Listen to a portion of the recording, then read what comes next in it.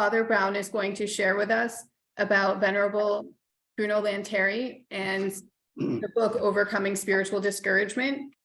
So he'll be talking for about the first half hour, and then you'll have an opportunity to ask questions during the second half hour. So Father Brown is the Executive Director for Mission for the Oblates of the Virgin Mary. He served as a spiritual director for over 27 years and leads many online programs for the Oblates. And he's also the director of the Venerable Bruno Guild. Thank you very much for being here with us, Father.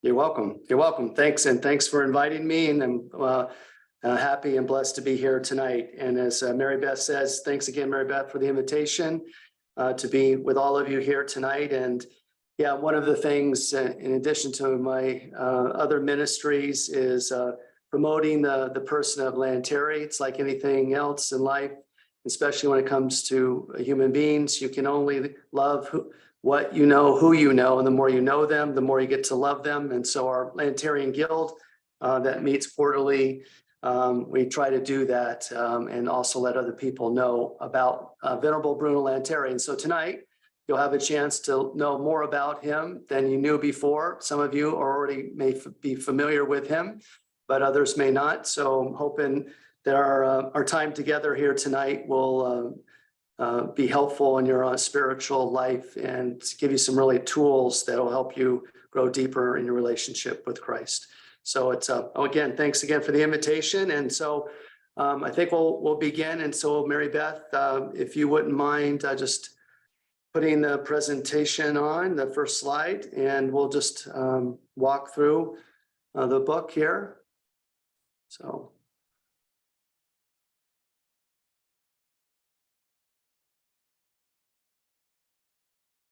Great. All right. Yeah, I'll go to the first slide here. Okay, so again, welcome. And it looks like the spiritual somehow kind of disappeared. Anyway, it might be a different format issue, so that's okay. Everybody knows what the book is, Overcoming Spiritual Discouragement, and by Father Tim Gallagher.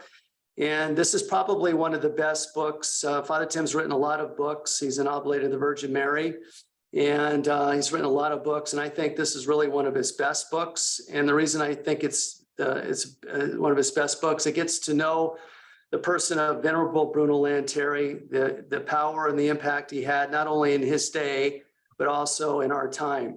And so the title itself is also very important, and we're going to talk about that in just a little bit. But first of all, I'd like to give a little introduction to the person of Venerable Bruno. So if you wouldn't mind going to the next slide.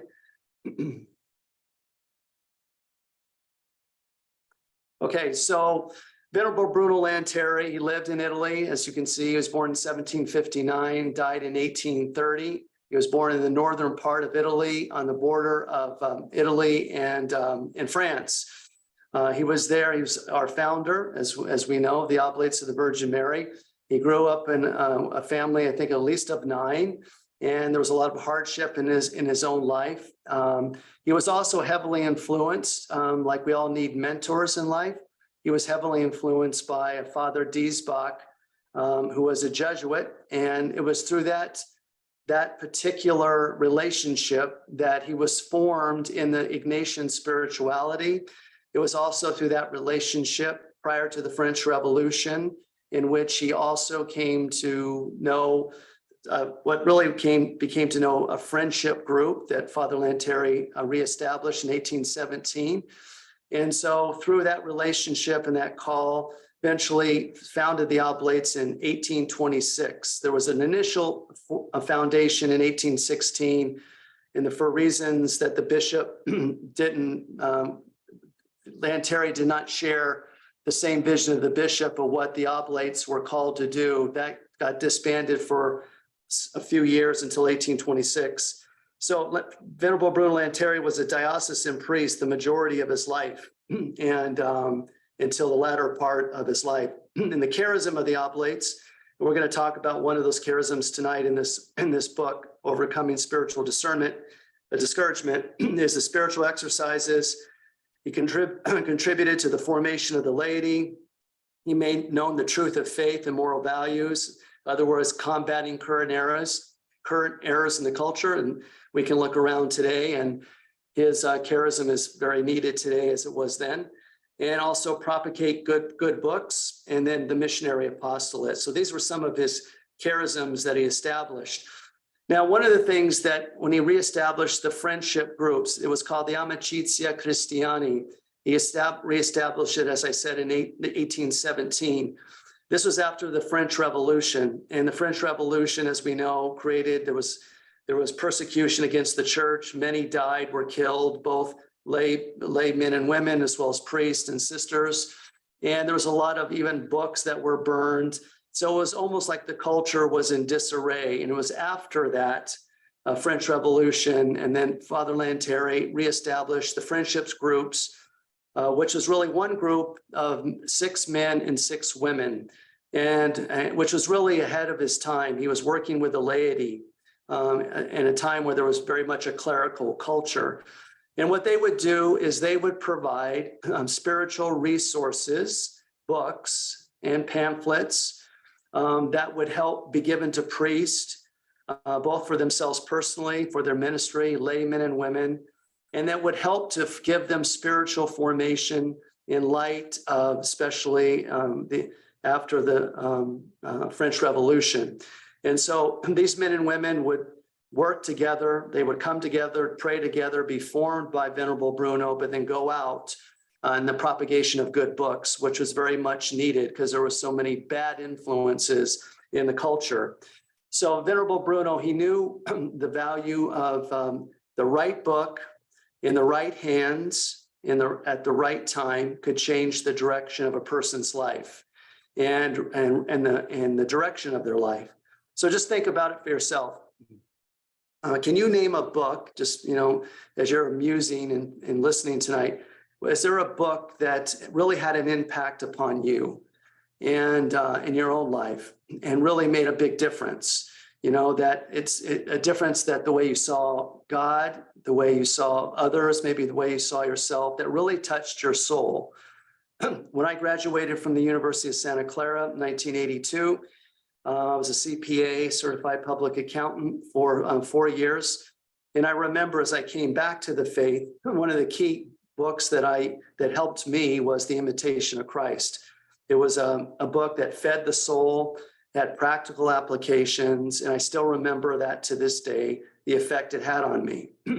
So think about that for yourselves. What is the books that have impacted you? Because this is a way that God uses, and Lanteri knew that, really to touch the heart and the soul and create a greater connection with God, with the good book in the right hands at the right time and for the right person. The other thing I was thinking is, we were thinking of this, excuse me, I have to just take a drink here. I've got a frog in my throat. I was recalling as I was preparing for this this talk this evening, there was a one-man play that I saw in Boston many, many years ago, and it was on the Screwtape Letters based on C.S. Lewis's book. And as those that are familiar with that book, it's about 2 devils. One is Screwtape, who's the main devil, and Wormwood is the nephew of Screwtape. And their goal is to tempt human beings away from who they call the enemy, and that for us is God.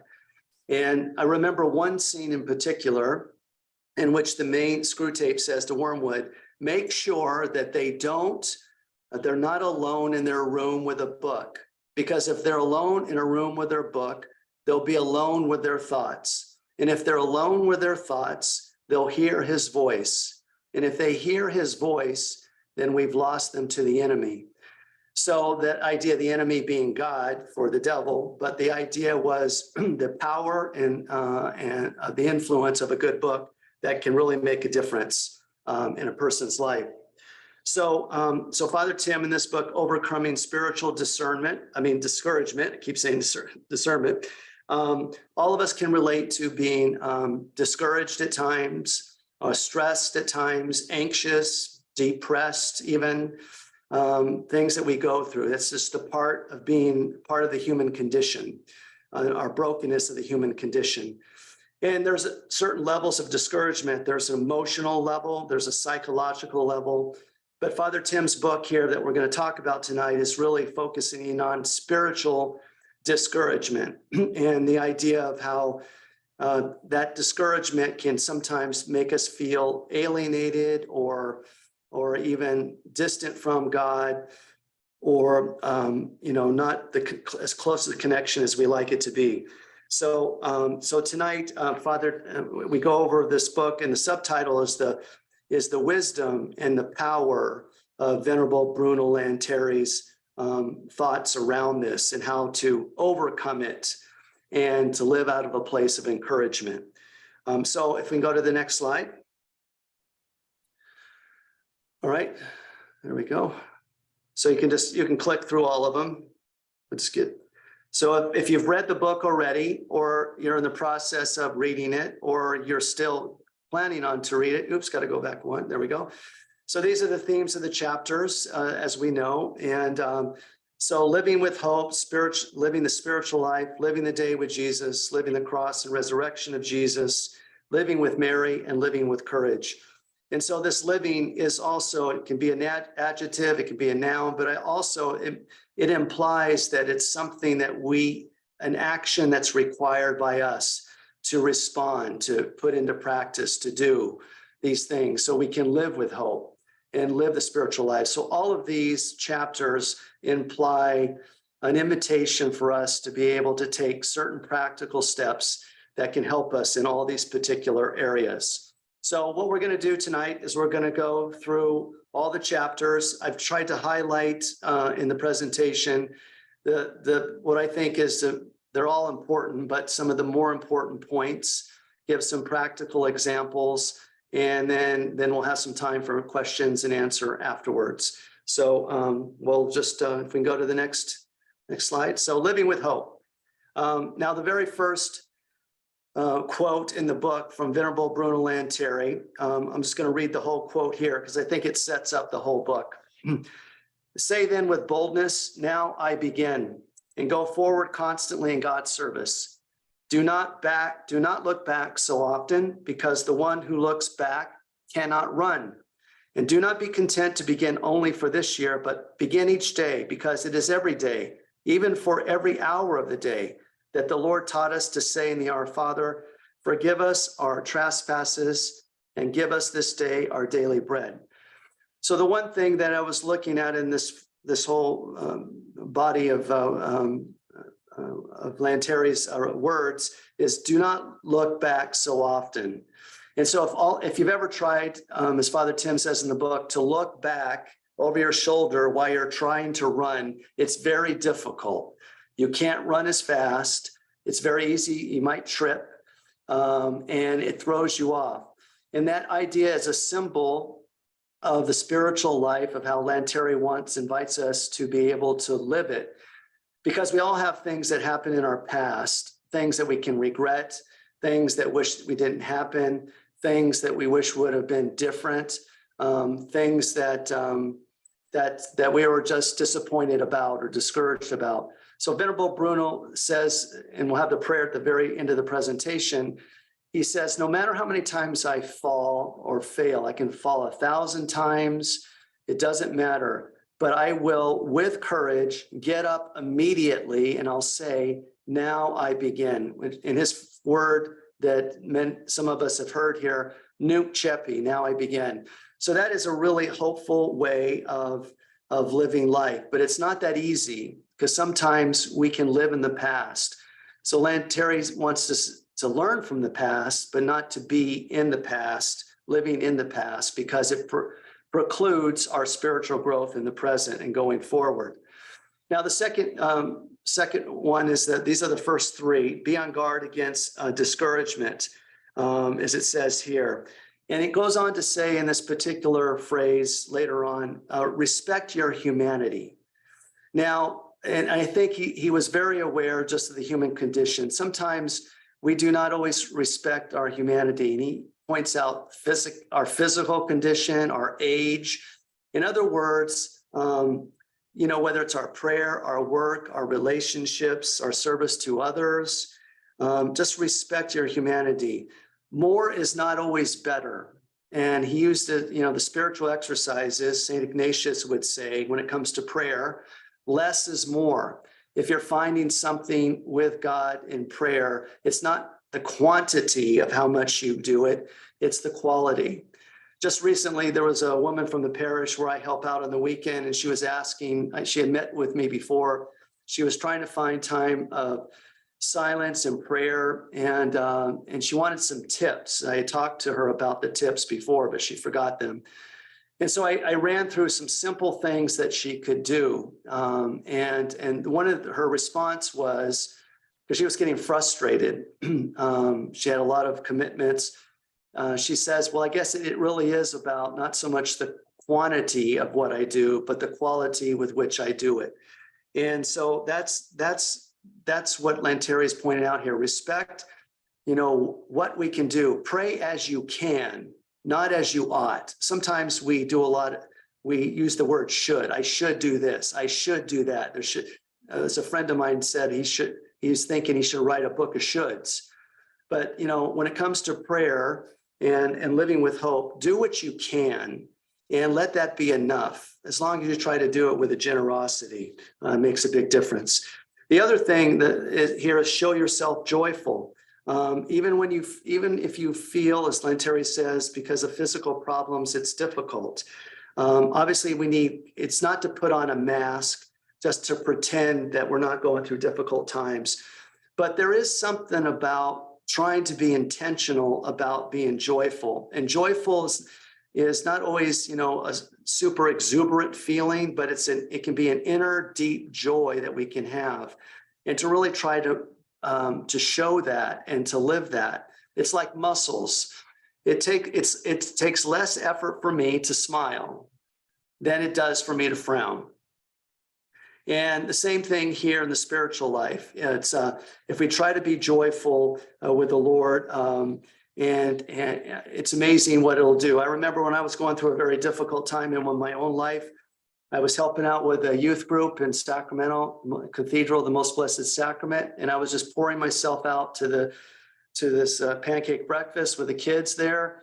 And what I did is I just made myself intentionally to try to put a joyful face and disposition, and it did something to me, did something interiorly to my own heart and soul. So Lanteri has some very wise that we have agency, we can cooperate, we can use our own free will. And then this one here is really important. Think of God in the spirit of goodness. This is from Wisdom. No, actually, it's from Sirach, I think. Chapter 1, verse 1. Father Lanteri lived early on in his life where he lived in a culture affected by Jansenism, which was a rigoristic theology. Give you an example. There was one priest. The idea of Jansenism is you're never good enough. You're never good enough to God or anybody else. And so one priest was very excited one Sunday when nobody went into communion, because he finally felt like they got the message, which was a wrong message, of course, that we're sinners, we need mercy, we need God's abundant grace. So Lanteri grew up in that kind of rigorous atmosphere, but it was through Father Diesbach that some of the rough edges were able to be smoothed over. And so he lived and he portrayed and embodied this, even though it was sometimes difficult for him, think of God in the spirit of goodness and also show that spirit of goodness to others. And that really just shows you the good God that Lanteri had encountered and lived and showed to others that he directed. And again, this next one here, begin each day living the past to the mercy of the Lord and the future to divine providence. So there's a phrase, I think Pope Francis said it once, but I think a saint actually came up with it. Said every saint has a past and every sinner has a future. And so we all have things in our past that we may not be proud of. we may be disappointed by, maybe even now we won't even forgive ourselves for. But Lanteri says, leave it to the past and focus on the future. And that's where your hope is. And then this next one's really important too. We must learn to fall, yes, but to rise immediately. What does he mean? We must learn to fall. No, we don't. In other words, we don't intend to fall, but we have to expect that we're going to fall. We got to expect that we're going to fail. We got to expect that that's actually going to happen. But the key thing is, what do we do when that happens? Do we wallow in it? Do we beat ourselves up? Do we start to, that tapes inside of our heads? Oh yeah, I'm just this terrible person, or I can't believe I did that. Or do we say immediately, like Nuke Cheppy, now I begin?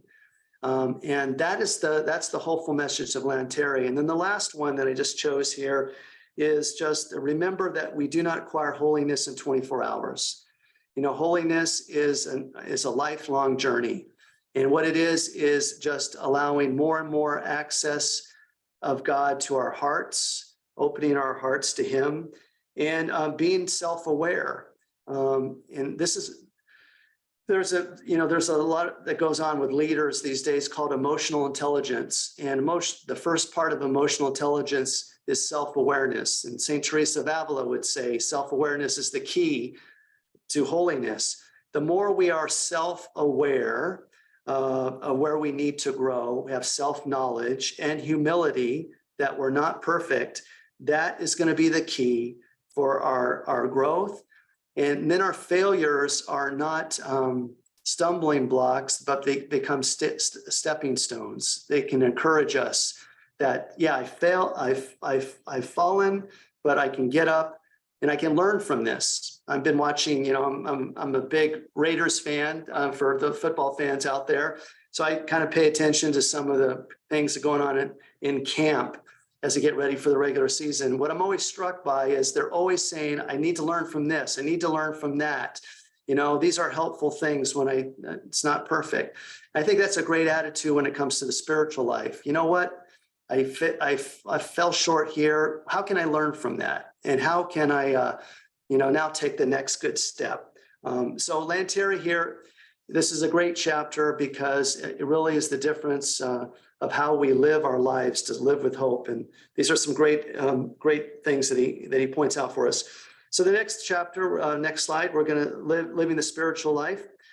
So here, the very beginning is just the power of the sacraments. We just celebrated Corpus Christi last Sunday, the true, celebrate Jesus truly becoming present in the Eucharist, body, blood, soul, and divinity. And so Lanteri would say, the church says that the Eucharist is the source and summit of the spiritual life. If you want to grow in the spiritual life, we all know that because we're on this call, we need to receive Jesus. And at Lanteri's time, daily communion was not, that was the people didn't receive, sometimes not even weekly sometimes. So he was really encouraging as much communion as possible as the power of the sacraments. The second thing that he says here is just, be consistent, consistently faithful. That should be faithful there. I made a mistake. To meditation and spiritual reading. And this goes with the last bullet point, to try to fix a time for prayer. And like for me, I'll talk about this in the next one. What I do now, I started it 4 years ago. I'd always do my prayer every day, but I never did Eucharistic adoration every day for an hour. I made a choice. I did it off and on. But 4 years ago, I decided a fixed time every morning. That was how I was going to start my day. I was going to start it with the Lord. And every time I do that, my day goes much better. That's for me. I just feel like, some people can't do an hour every day. But that's what I do. And during that time, I'll also do spiritual reading. And I think Lanteri says something here, and we're doing spiritual reading through this book. But one of the things about spiritual reading is, you don't have to read entire books sometimes. Just read a page or read 3 pages.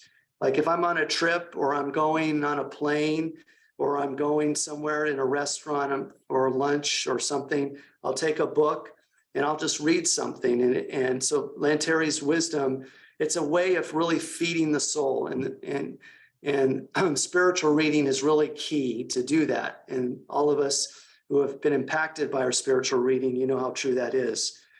The third one here is probably the most important. So Lanteri didn't come up with this, Venerable Bruno, but he certainly learned it from Diesbach, and St. Ignatius of Loyola taught this to his Jesuits. He said to them, there's a lot of religious practices you can drop during the day if you're caught up in the work of your ministry, but there's one thing that you cannot drop ever. And this was the examen, he would call it, or the examen of conscience, or his examen of consciousness. And it's not only to look back over the day of what I've done wrong, but it's also to look over the day of where God has been present. Obviously, starting with gratitude. Where did I see God during the day? And then how did I respond to seeing God? Did I respond favorably, or did I sin in some areas I feel like I need to grow from? And then how can I make a new resolution the next day to work on whatever I'm working on, and thank God for whatever I saw his presence. I've been doing this, my examen before, I would always try to do it at the end of the day. And to be honest with you, I was not very good at it. I missed it a lot. But about 4 years ago as well, about 3 years, consistently, I do it the morning for the prior day. And I write a journal, and it's usually just a paragraph. Sometimes it's a page in a small journal. And what I do is I always start out with gratitude, and I also just write down where I notice God working, and also some areas where I know I've been trying to grow in. And that's been incredibly fruitful for me. This can be hard sometimes to get into the habit, but once you get into the habit, it's the key thing for spiritual growth, because it helps you to grow in self-awareness. And that is the key. If you're not aware, then you can't really grow. The fourth thing here, I just want to point out, there's a phrase that Father Tim has, one of his words, at the offertory, those in Melchizedek. And all of us go to Mass or been to Mass. So one of the things that Lanteri is also getting at as well, when we think of the offertory, we think of water and wine and the collection. But another way to really think of it is, it's what am I offering myself? The water and wine symbolize my life. What am I offering and putting on that altar? Whether it's a suffering I'm going through, a relationship that's difficult, my kids that are going through a tough time, a marriage that's going through some rocky roads, or some joyful things. How can I put that on the altar during Mass and allow the Lord to transform those? And so the offertory is really about the offering of ourselves, which really the Oblates themselves, and we'll talk about this in a little bit, but it's Oblates is offering in Latin, offere, and Lanteri, offered his life to Jesus through Mary. And then he has some advice here about, I approve your resolutions. He's talking to somebody here on retreat. And the first thing is just have purity of intention. Seek to please God for God's sake and no other reason. So in the spiritual exercises, it's called the principle and foundation. And that idea is to, as we grow closer to God, to try to asking God to help us to detach all those things that are getting in the way of having more and more freedom towards God. So the purity of intention is that I unite my own heart to his, but all of us have certain things that are in the way.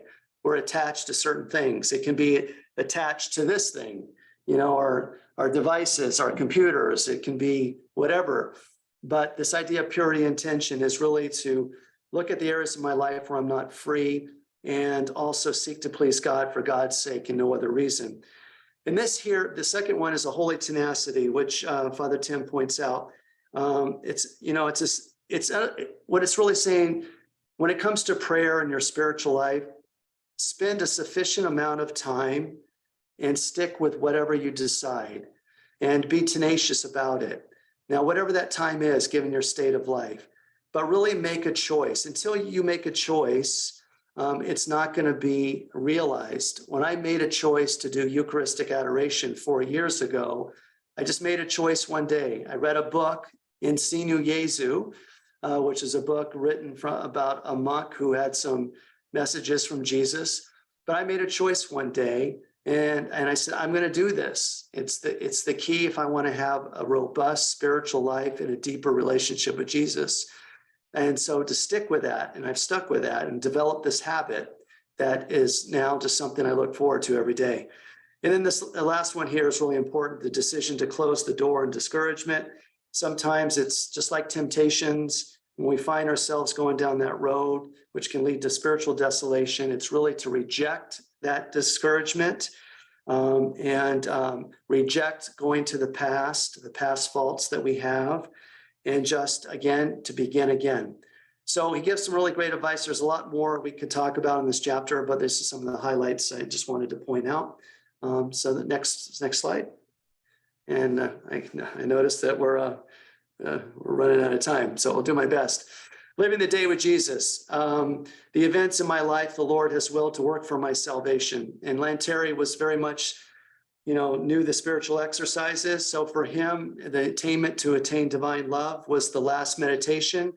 And this idea that God in creation works for my salvation. So everything in my life, every event, everything that happens each and every day is for my benefit. And God is working for me. Even sinful things that happen, God can use. I talk to couples when I do marriage preparation that saying you are helping each other's salvation to get to heaven. But you have everything that you need to be holy right now. In all the events of your life, God works for you to be able to attain that salvation. The second one is God entrusted you with a mission. And the mission is not just vocation, like what is my vocation in life? The mission is, what am I called to do today? Like this particular day, in just the minutia of my life. And sometimes it may be reaching out to a family member, somebody who's really lonely, or somebody who needs a phone call of encouragement. It could be a stranger, a homeless person on the street, just listening to somebody. But I have a mission every day. And how am I responding to that mission? And its mission is very granular. It's not always this big thing, I got to do this one big thing, but it's every day, which I think it's an ordinary way where we bring holiness. And then Jesus becomes the sole treasure of our hearts. As Lanteri says, is there anything more consoling than this? No. And this idea that, we're not alone, that he's with us. The Eucharist that we celebrated last Sunday is a reminder that he is with us always, but we're not alone. So, and Jesus is in our hearts, but it's for us to make our hearts available to his. One of our priests in the Philippines, his name's Father Greg, he was in the hospital years ago, and he's an American from Connecticut. And then one of our other priests, Father Mark Yavrone, was there with him. He got hospitalized. He had to go into another city. And Father Mark Yavrone had stayed there, was there every day for hours on end. And for Father Greg, he said that was the most consoling thing to him, that he was just there with him, going through that difficult time. So it's the same thing for us, to allow Jesus to be the sole treasure of our hearts by being with him. And then finally, if you give constant and loving attention to the inspiration of God, he will multiply these inspirations. Think about this. If you're buying a new car, or you're thinking about buying a certain car, when you or you bought a car, you're always seeing that car everywhere on the road. So even though they were always there, but now you're seeing them more. Whatever you focus your intention on, especially when it comes to God, he's going to multiply those inspirations in you, and it's going to benefit you. As Father Tim says in his book, it's what's called Father Pierre Caussade, Abandonment to Divine Providence, a book written in the 18th century. It's the sacrament of the present moment. How do I see God in each and every moment of every day? Like for me, for instance, lately, I've just been noticing just people's faces more, and just the uniqueness of the human person. and I'm in Boston. There's people from all ages, and just the beauty of each person. People are suffering a lot, but just noticing how God is in them. And it's the same thing for us. Pay attention to the inspirations of God, and he'll multiply the inspirations in you. Okay, let's go to the next one, living the cross and resurrection of Jesus. So I'll just kind of bring some of this together here. Father Lanterry suffered a lot in his own life. So if you've, when you talk to someone who suffered, they really have something to say, as opposed to somebody who hasn't suffered much and they're talking about how do you deal with suffering. So Lanterry, as Father Tim points out in the book, he suffered the death of his mom when he was 4, the death also of his father and his 6 siblings by the time he was 25. He was exiled for 3 years. He was also sought out by Napoleon. He had damaged eyesight. He had breathing troubles. He had a fistula in his arm, and he had gastrointestinal burdens as he aged. It was amazing that he lived to 71, but he was a man who knew suffering. But how he dealt with suffering was really important. So what he says here is, with regard to interior battles, be patient with yourself. Just like noisy people on the streets, take advantage of these battles that happen and use them to your advantage, as opposed to, I wish this didn't happen. It's like weight training. The only way you get strong is you have resistance. And the same thing here, when crosses come into our lives, we can say, I wish they weren't there, or even aggravations of any kind, or how can I allow this to help me to be better? And being patient is really important. For Lanterry, that was important because he struggled with being gentle. He perfected that by the end of his life, but he was not always that easy to get along with early on. And then I'm going to just jump down to a couple of these in the interest of time. Let us fix our gaze on the faith, on the face of the crucifix. That should be. So for him, the crucifix was everything. It's just like he talks later about having images of Mary around to help remind us of her loving devotion to us. Let us fix our gaze on the crucifix. And just like I was looking at faces of people on the street, let's just look at the face of the crucifix and just be reminded of what Jesus has done for me, how he suffered for me, which then can help me bear up my own crosses. And this fourth one here, anxieties, temptations, aridity, heaviness of heart, I will try to accept them. Years ago, I went through a serious depression when I was graduating from high school into college. And what I learned many years later is I would always try to fight the depression. I just want to feel better. I hope things would go away. But what I learned later on is, you know what, I'm just going to accept this is the way it is right now. I don't know when I'm going to get better. I'm going to try to get help as well, but I'm just going to accept it as I carry your cross. And by doing that, it took some of the weight away, as opposed to saying, when am I ever going to feel better again? So Lanterry has some good psychological wisdom as well as spiritual wisdom here. And then the particular examination on gentleness, that helped him because his cross was trying to be more and more gentle, because early on in his life, that was a struggle that he had. And it's always interesting, those who knew him said he was one of the most gentle men that they had ever met. And then we'll jump down to the last one. If you want peace in this life, you must decide to accommodate yourself to circumstances and not demand that circumstances accommodate themselves to you. So how many times have we done that? I know I'm guilty of this. I want everything to change for my benefit, as opposed to, not demand that circumstances accommodate me. And this gets at, Father Tim points out in the book, I'm looking for it here. What he talks is the law of the gift of John Paul II. And John Paul II had this law of the gift and this idea, the more I give myself away, the more my inner being expands. just think, and we all know that the more that when we've really given of ourselves, there's something spiritually in our soul that expands greatly. And that's the idea here, as opposed to saying, well, I wish this would happen. I wish this person would do that. I wish that person would do that for me. But no, let me not, decide to accommodate yourself to circumstances, not the other way around. So it's a different way of kind of carrying our cross. And Terry had those crosses. And then with the last two, if we can go to the last slide, Mary. Okay, so again, Terry loved her, Our Lady, deeply. We have one more, I think, too. Yeah.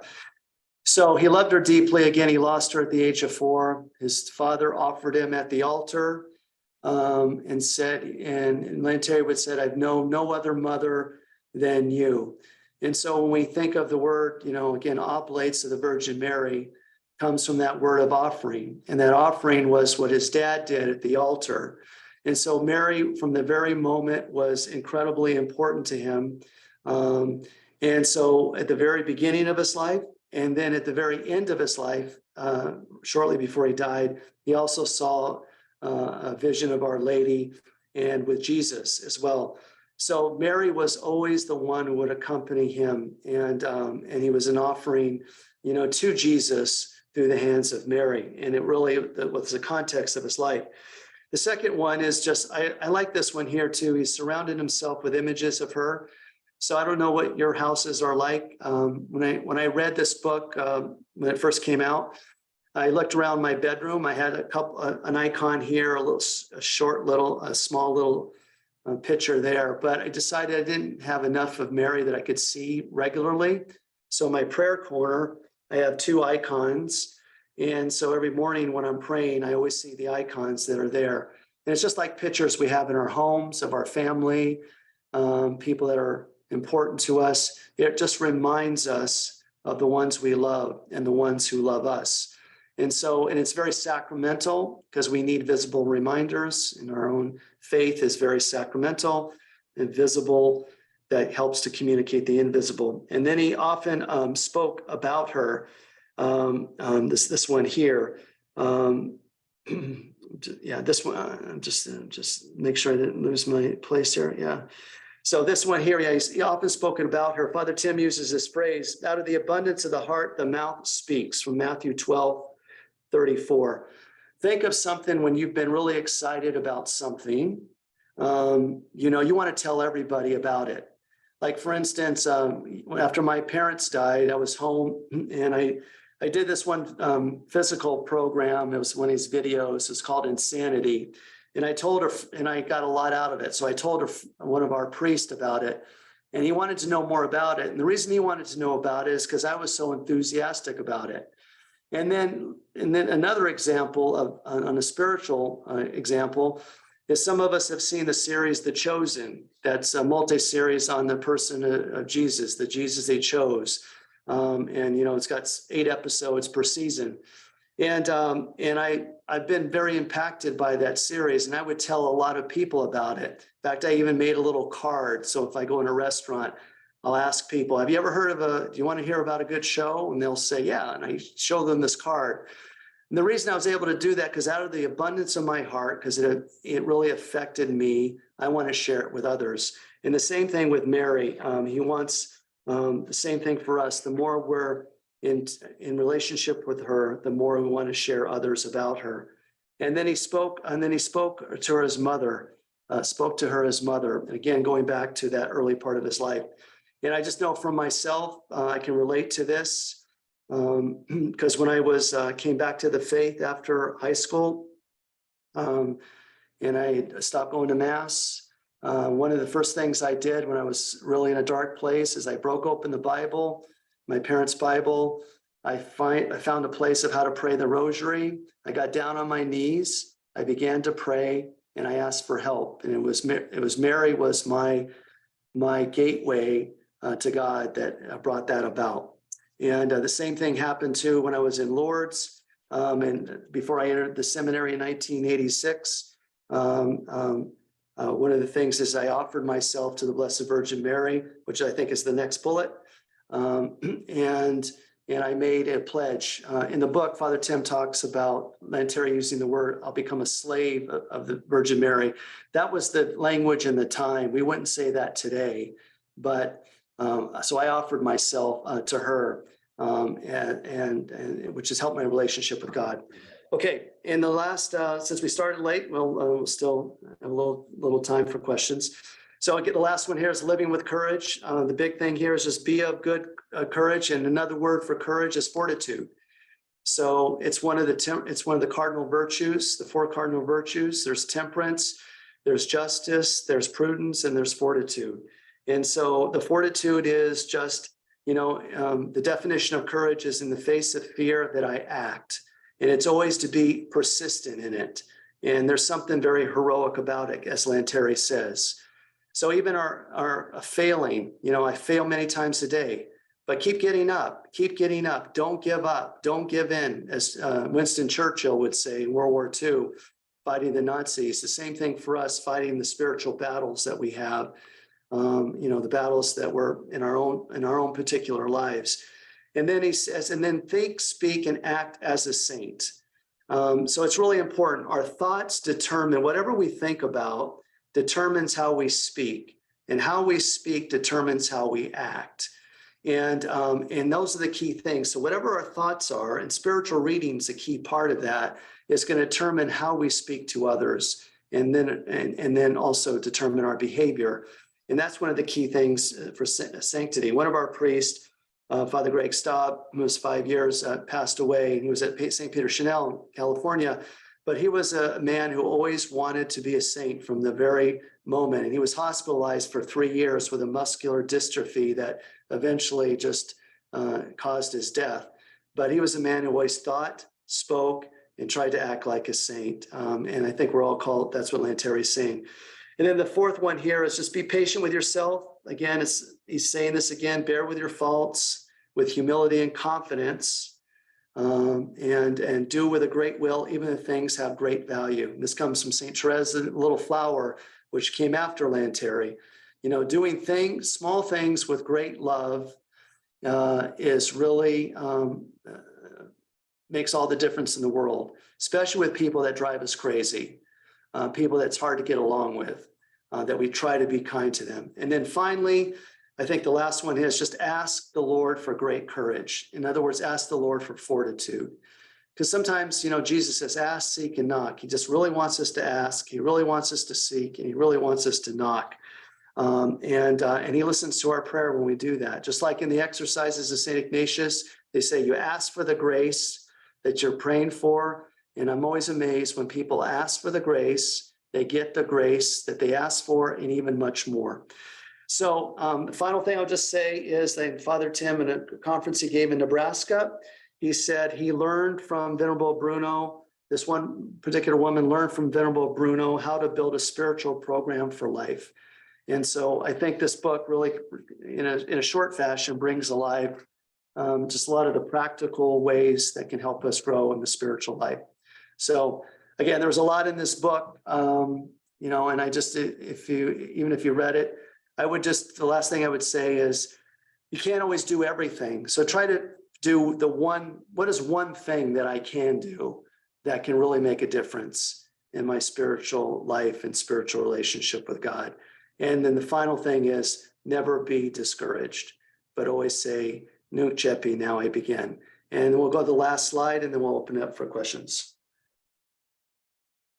So this is the prayer that he said. Even if I should fail, even if it were 1,000 times, I will not be troubled. I will not lose courage, but say immediately and with peace, Nunc Cepi, now I begin. Okay, so now it's the time for questions that people have. So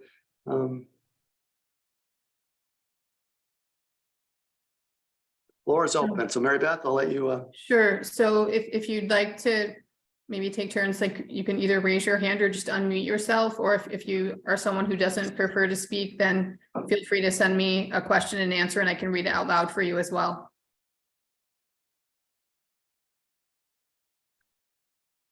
Thank you, Father. That was outstanding. I thought I knew a considerable amount about Venerable Bruno. I learned many important things. Excellent presentation. Thank you.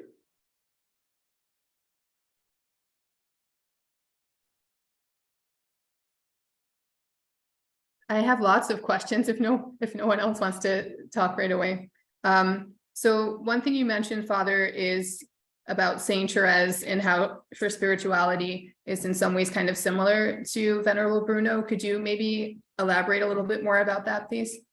Yes, so that one thing that he says here, let me just find it here. It was one of the last things. Yeah, do with a great will, even the little things have great value. Yeah, I think, and again, what saints do is they just,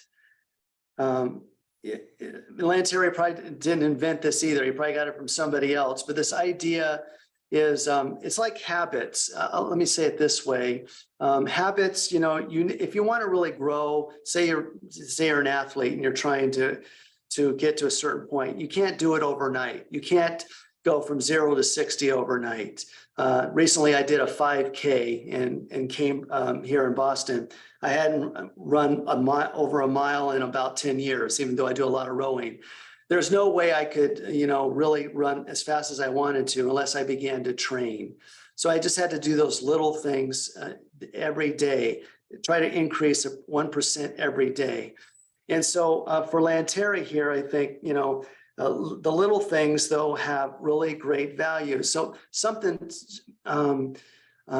it can be some of the smallest things that nobody else sees. I think St. Therese, I think the example Father Tim gives, there was a sister that she had a real difficult time with in the convent. The sister couldn't stand St. Therese. And St. Therese and also didn't like her, had a trouble with his sister. But she was always trying to do kind acts towards her. And then she also learned, just as you know from St. Therese, she wanted to be a priest, she wanted to be a missionary, she wanted to do all these things. But she was in a convent, a cloistered convent. So what she did, what are the small things? Even if it's just doing the dishes, or it's picking up for somebody, or all these little things that we think have no value, if they're united with God, and we're doing it for another person, even if it's minutia, it goes a long way. Like recently, one of our priests here had a stroke, and thank God he's fine, and he went through it. But it's just like the little things that we do to help him right now as a community. They have really great value, and that's how we become. We're all called to become saints, and saints really are simple definition of saints is giving more and more access of God to our hearts. And the way we do that is these small little acts of charity, smiling with somebody, seeing someone homeless on the street. I drive into Boston every day, and there's a homeless. I'll see, do I engage them with my eyes? So it's just look for small things, people. And sometimes people won't even see the small things that you're doing, but you're doing it with the intention of the love of God. So I don't know if that answers your question, but. Yes, definitely. I think that's a great point. Those are great points, great practical ways to do that. Go ahead. Oh, you muted? Muted, I think, Aracel. There we go. Sorry, got it. Got it. I just started reading the book. So what you covered today, was that the first chapter or? No, those are all the chapters. Those were all the chapters. Okay. Okay, so you review the whole book? I did. At this meeting. Okay. Yeah, I just started reading. I'm barely on the personal work, which is beautiful already. And right. I'm really looking forward to these meetings. I was just overwhelmed by the overcoming spiritual discouragement, and everything that you said I needed to hear today. So I'm very grateful to God that he brought me here. I was just, since I didn't have a chance to look at the book, I was just wondering, where am I supposed to be? Or is it, if it was just a one chapter, but you did a general overview. Yeah. Okay. Yeah. So we were just breaking down, trying to get the main points of each chapter. There's so much there in each chapter. And there may be some things that I didn't cover that'll speak more to you when you read the book. It's just, like, as you said, Father Tim's own personal testimony at the beginning, which was Yes. ironic, who wrote this whole book. He wrote his thesis on Lanteri and the spiritual exercises and everything else. But when he really needed Lanteri, he didn't think about actually praying to Lanteri. Then he said, wait a minute, I wrote about him, and but I don't pray to him for help. And he did, and it made a huge difference. A big difference. Well, it is beautiful what you said, everything today. It was a very good uplifting encouragement for me. Yeah. Thank Good. you so much. You're quite welcome.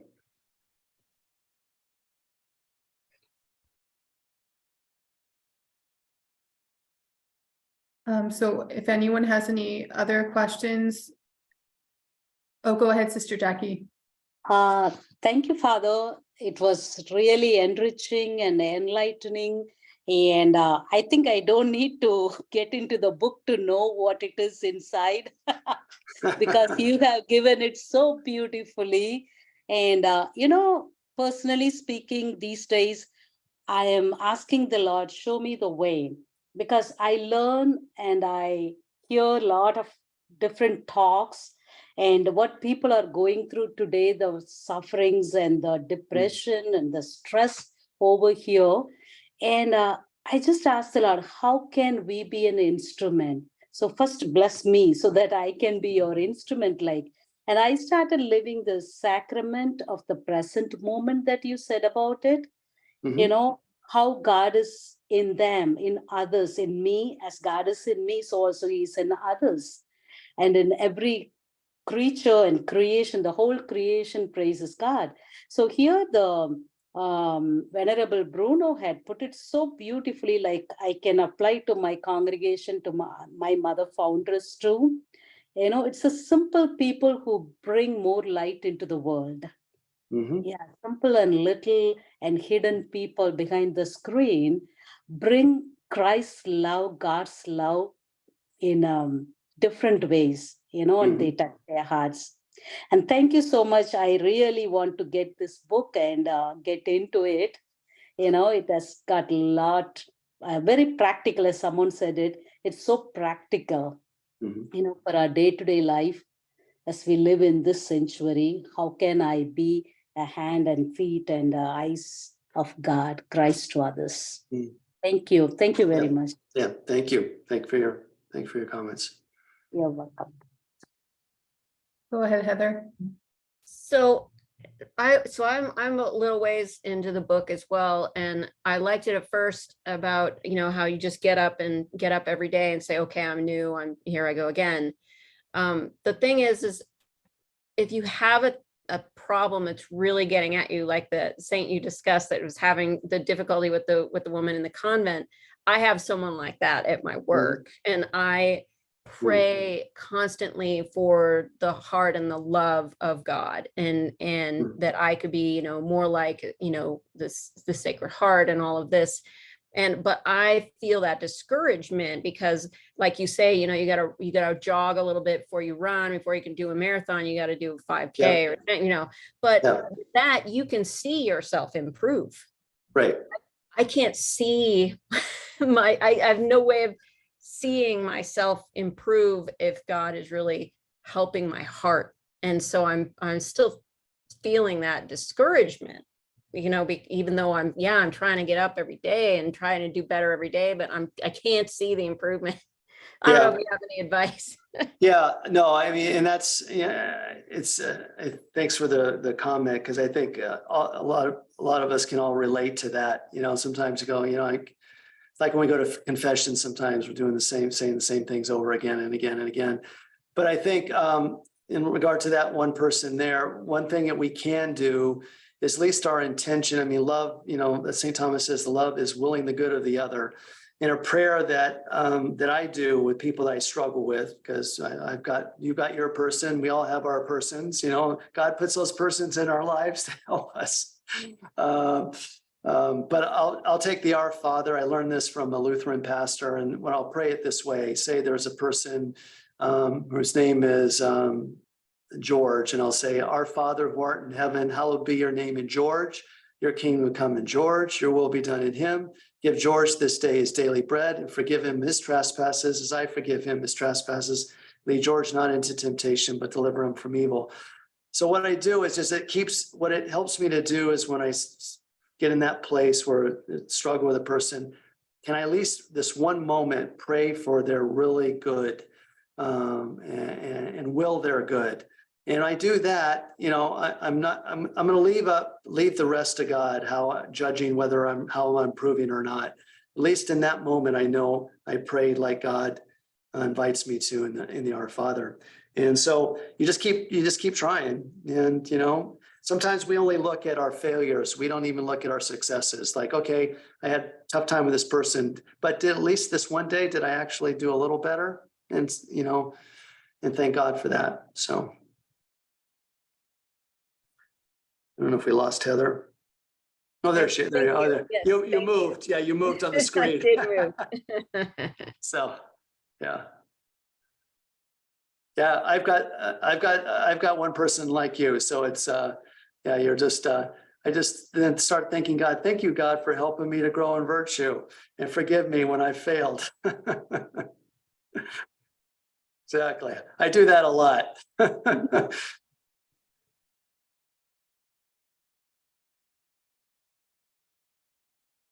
All right, Mary Beth, I don't know. I'm just mindful of people's time. I don't know if there's any other final questions. I'll turn it over to you. Okay.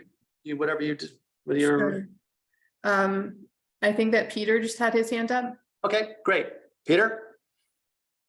I was looking at a passage I like very much that's on page 91.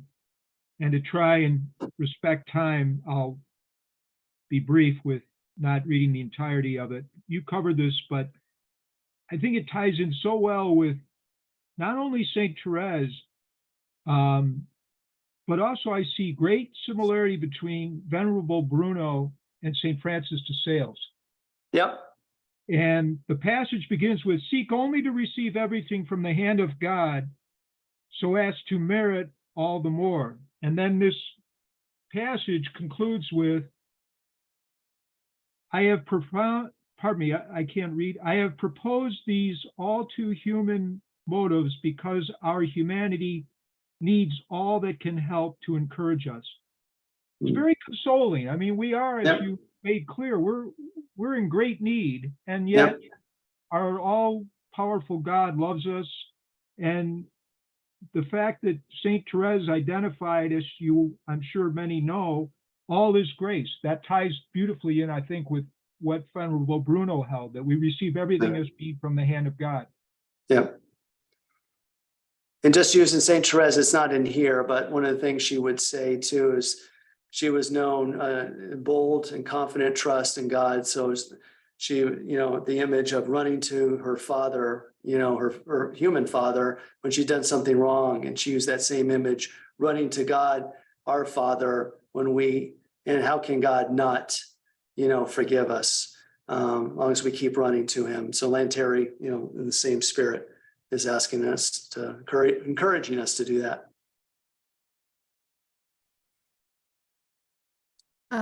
So Father, somebody sent me a direct message saying that their internet kept dropping out at times. However, they thought that the program was great and they wanted to thank you so much for doing this. Great, thank you. So maybe we should, do you think we should bring it to Yes. close the prayer, or how would you like to do this?